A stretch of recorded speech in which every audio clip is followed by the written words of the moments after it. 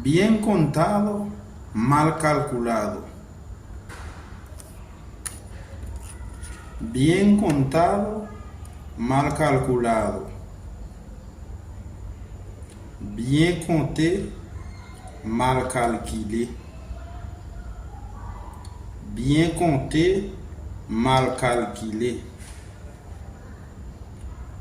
¿Por qué hay tantas maldades en este mundo? ¿Por qué hay tantas maldades en este mundo? Por que ça gen toute méchanceté sa yo nan monde la? Pour qui ça gen toute méchanceté sa yo nan monde la? Por favor, regálame 50 pesos. Por favor, regálame 50 pesos. S'il vous plaît, fais-moi cadeau 50 gouttes. S'il vous plaît, fais-moi cadeau 50 gouttes. ¿En serio? ¿Lo necesita?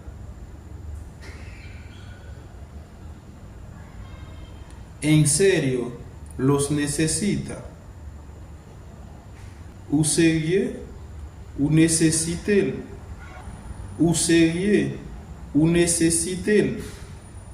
No he comido nada, me siento sin fuerza. No he comido nada, me siento sin fuerza. Mwen poko manje anyen, mwen sentim sans force. Mwen poko manje anyen, mwen sentim sans force. Y dime, ¿dónde vive? Y dime, ¿dónde vive? Et dis-moi, kote wap vive?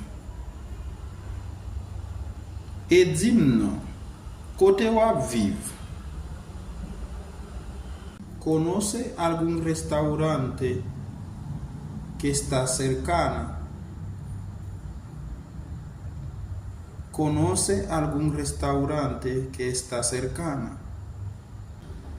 Ou connaît quelques restaurants qui prêt à la?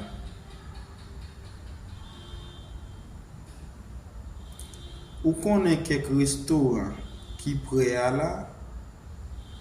Sí, ¿para qué? Solo necesito 50 pesos. Sí, ¿para qué? Solo necesito 50 pesos. Oui, pour qui ça? Moi seulement besoin 50 gouttes. Oui, pour qui ça? Moi seulement besoin 50 gouttes. Tate tranquilo. Yo me encargo de eso.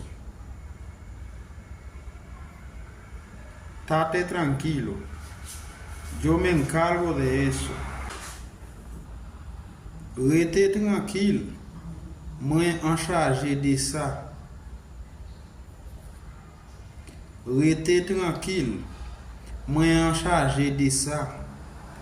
Gracias, Señor. Me has hecho ver tu grandeza. Gracias, Señor. Me has hecho ver tu grandeza. Merci, Seigneur. Ou fais-moi grandeur. Merci, Seigneur. Ou fais-moi grandeur.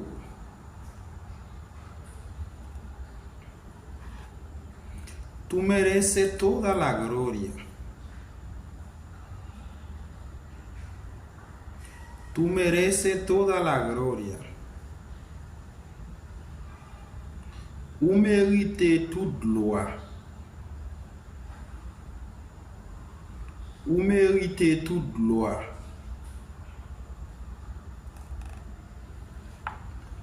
Nada es imposible para ti. Nada es imposible para ti. Rien pas impossible pour.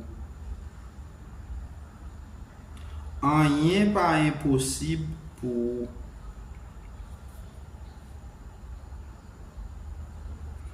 No me llames, solo escríbeme. No me llames, solo escríbeme. Parle-moi, seulement écris-moi. Parle-moi, seulement écris-moi.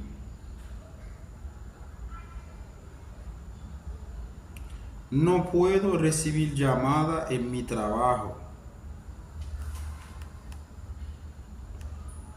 No puedo recibir llamadas en mi trabajo. Moi pas qu'à recevoir appel dans travail moi.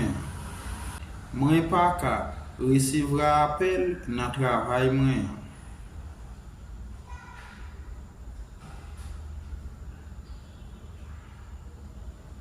Y dime, ¿qué necesita?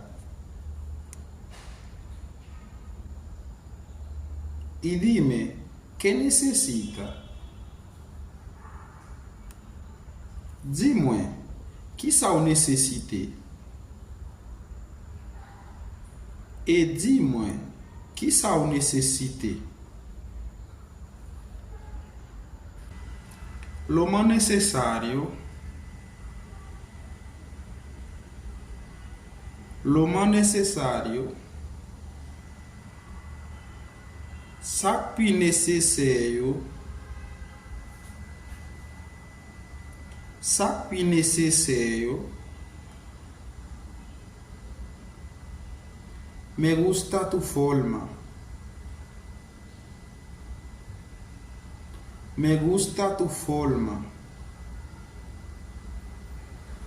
Moi aime façon.